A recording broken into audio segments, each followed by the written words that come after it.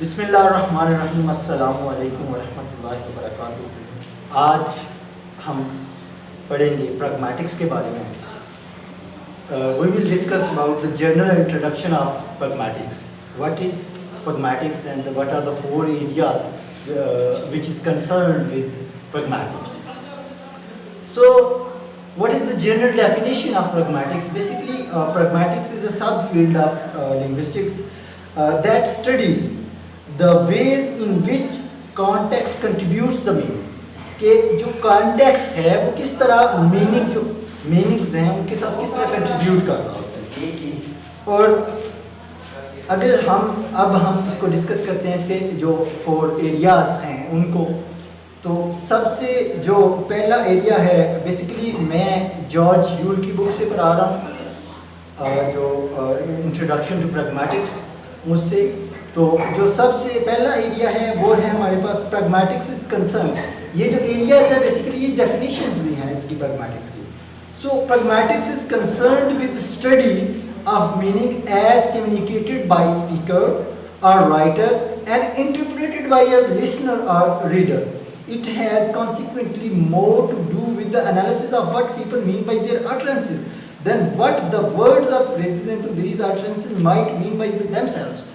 प्रैग्मैटिक्स में सबसे पहले तो हम ये देखते हैं कि जो स्पीकर का क्या मीनिंग है, ये नहीं देखते हम किस लिटरल मीनिंग क्या है वर्ड का, वो तो हम जो सीमेंटिक्स है उसमें देखते हैं कि what are the conceptual meaning of the word और द सेंटेंस। लेकिन प्रैग्मैटिक्स में हम स्पीकर्स इंटेंडेड मीनिंग देखते हैं। तो इसकी जो क्या अगर हम कंक्लूड करें जो फर्स्ट एरिया है, तो pragmatics is the study of speaker's meaning. तो ये इसका फर्स्ट डेफिनेशन होगी। फॉर एग्जांपल अगर एक बंदा है वो जाता है किसी कैफ़े में मैकडोनल्ड्स में गया है या कहीं भी, तो वो जाके कहता है जाके कहता है टेबल पे बैठा है वेटर से कहता है I want to have cheese burger. Cheese burger is a fast food. और वो चीज़ बर्गर बन जाता है और एक दूसरा वेटर है जो वो उठा के ला रहा है चीज़ बर्गर, और वो उस वेटर से पूछता है वेयर इज़ चीज़ बर्गर। ठीक है, चीज़ बर्गर उसके हाथ में है, लेकिन अगर हम इसका लिटरल सेंस देखें तो मतलब ये पूछ रहा है कि चीज़ बर्गर का, ठीक है। लेकिन अगर स्पीकर्स इंटेंडेड और प्रैग्मैटिकल मीनिंग देखें, प्रैग्मैटिक्स मीनिंग सॉरी, तो उसमें ये पूछ रहा है कि मैं जिस बंदे ने ऑर्डर किया चीज़ पर उस जिसको सर्व करना है वो कहाँ है, where the counter of the person who has ordered the cheese burger. तो ये बेसिकली है प्रैग्मैटिक्स, और ये है स्पीकर्स इंटेंडेड मीनिंग, मतलब कि स्पीकर्स क्या कहना चाह रहा है, ठीक है। तो फिर जो सेकंड एरिया है हमारे पास वो है this type of study necessarily involves the interpretation of what people mean in particular context and how the context influence what is said. कैसे जो है जो interpretation of what people mean in a particular context के जो बंदा कह रहा है उसका क्या मतलब हो सकता है एक पर्टिकुलर कॉन्टेक्स्ट में या एक पर्टिकुलर सेटिंग में, क्या हो सकता है उसका मीनिंग, और कैसे जो कॉन्टेक्स्ट है वो जो हम कह रहे हैं उसके ऊपर इन्फ्लुएंस कर रहा होता है।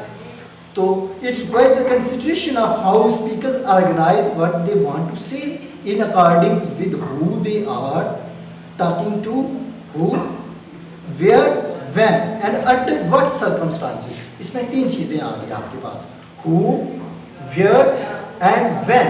who आ गया जो स्पीकर है, और जो where है ये आ गया आपका जो सेटिंग है, जो आपकी जो इन्वायरमेंट, और ये वो मतलब कि जैसे अगर हम प्रीवियस एग्जांपल लें तो where वो पूछ रहा है उसका कि जो उसको कह सकते हैं काउंटर का पूछ रहा है कि where is the counter, the actual location of the object, ठीक है।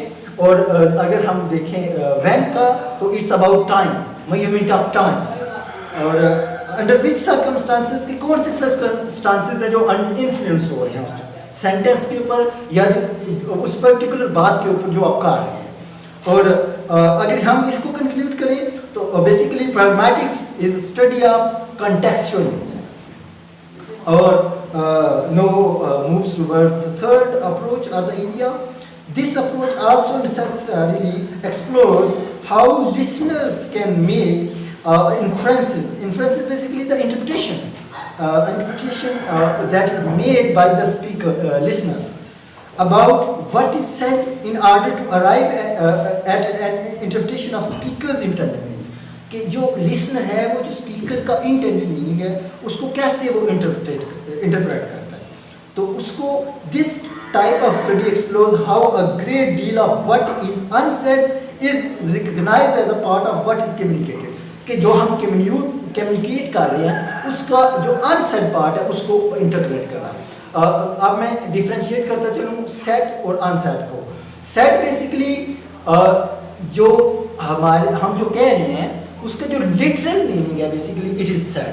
और unsaid basically जो invisible meaning और या हम कह सकते हैं जो स्पीकर्स इंटेंडेड मीनिंग वो है अनसेड. ठीक है, तो अगर थर्ड अप्रोच के अकॉर्डिंग देखिए इसको कंक्लूड करें तो pragmatics is the study of how more gets communicated than is said के लिटरल मीनिंग के बियॉन्ड कैसे हम कम्युनिकेट कर सकते हैं. फिर हम देखते हैं the perspective then raises the question of what determines the choice between said and the unsaid. The basic answer is tied to notion of distance. Notion of distance भी मैं समझाता हूँ. Closeness, whether it is physical, social or conceptual, these are the kind of closeness or distance, implies shared experience on the assumption of how close or distant the listener is. Speaker determine how much need to be said. ये basically distance हम जो idea of clarity लगाते हैं वो according to the distance लगाते हैं या closeness. For example if I am teaching to in a class और मैं कहता हूँ कि बैक बेंचर्स जो है ना वो बैक बेंचर्स को मेंशन करता हूँ that they are do not performing in the class. तो अगर मैं क्लास में कह रहा हूँ तो डायरेक्टली मैं जो बैक बेंचर्स हैं उनको मुखातिब करूँगा और जो मेरा और आपका जो इधर क्लोजनेस का है तो मुझे साथ ये मेंशन करने की ज़रूरत नहीं पड़ेगी कि फ़लाँ क्लास या फ़लाँ डिपार्टमेंट और फ़लाँ, क्योंकि मैं क्लोज हूँ वहाँ पे टीचिंग कर रहा हूँ और सामने खड़ा हूँ आप लोगों के, आप एक दूसरे के साथ म्यूचुअल कनेक्शन है. तो that's why we don't need to clarify. अगर मैं यही बात जाके डिपार्टमेंट में जो हमारा ऑफिस है वहाँ कहता हूँ कि बैक बेंचेस तो मुझे वहाँ थोड़ी क्लैरिफिकेशन देनी पड़ेगी क्योंकि डिपार्टमेंट के अंदर काफ़ी सारी क्लासेस हैं. तो मैं कहता हूँ कि back benches of 8th semester 7th semester और BA. ठीक है, तो किसी भी क्लास का तो जो टीचर्स होंगे वो समझ जाएंगे. तो समटाइम्स मुझे उनके नाम्स भी साथ नेम्स हैं जो वो भी मेंशन करने पड़ेंगे. अगर मैं यही बात जाके डीन ऑफिस या मैं जाके कहता हूँ प्रिंसिपल ऑफिस में तो मुझे मोर क्लैरिफिकेशन करनी है. ये डिस्टेंस आ रहा है अकॉर्डिंग टू सेटिंग. ठीक है, फिजिकल सेटिंग है उसके. तो अब मुझे थोड़ा क्लैरिफाई करना पड़ेगा प्रिंसिपल ऑफिस में कि बैक बेंचर्स ऑफ फलां सेमेस्टर एंड फलां डिपार्टमेंट और साथ नेम्स भी मेंशन करने पड़ेंगे ऑब्वियसली. तो ये आपका हो गया जो प्रैग्मैटिक की थर्ड अप्रोच है कि मतलब जो सेड और अनसेड का. फिर हमने मतलब जो सेड और अनसेड है ये इसकी अजम्पशन है जो वो डिपेंड्स करती है नोशन ऑफ डिस्टेंस पे. तो ये आपका फिजिकल डिस्टेंस मैं बता रहा था आपको. फिर सोशल आ जाते हैं. तो सोशल में हम एक पर्टिकुलर एरिया में रह रहे हैं, एक फॉरेन बंदा आया, मैं फॉर एग्जांपल के तौर पे बता रहा हूँ आपको. तो फॉरेन है, कोई फॉरेनर है, वो आता है, वो आपकी लैंग्वेज भी समझता है लेकिन आपकी जो बेसिक टर्मिनोलॉजीज हैं वो नहीं समझ रहा. जैसे मैं अगर अपने पर्टिकुलर एरिया की एग्जांपल लूँ मीरपुर साइड की, तो खड़ी शरीफ में एक दरबार है.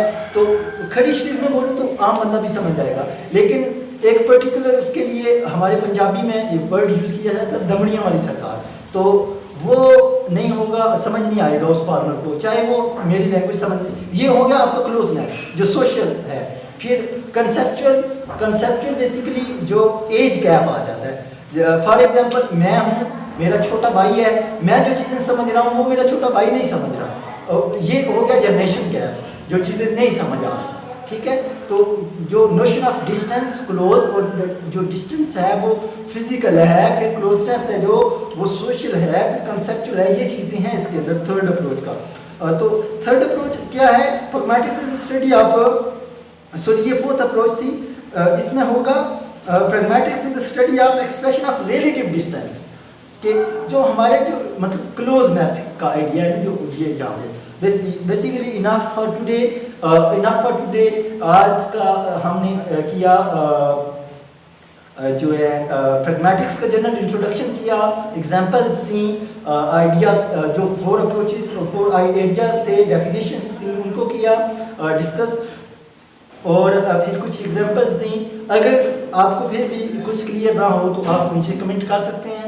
तो kindly like, share and subscribe my YouTube channel if you want to get more lectures about pragmatics. मैं साथ साथ नेक्स्ट हम कर लेंगे, नेक्स्ट मैं सिंटैक्स, सिमेंटिक्स और प्रैग्मैटिक्स पे भी बना सकता हूँ और डेजिक्स पे भी बना सकता हूँ, जो कि, और ये मैं लेक्चर्स बेसिकली रिकॉर्ड कर रहा हूँ जॉर्ज जूल की बुक से, इंट्रोडक्शन टू प्रैग्मैटिक्स की। अगर आपको चाहिए तो मैं व्हाट्सएप नंबर भी अपना दे दूँगा नीचे।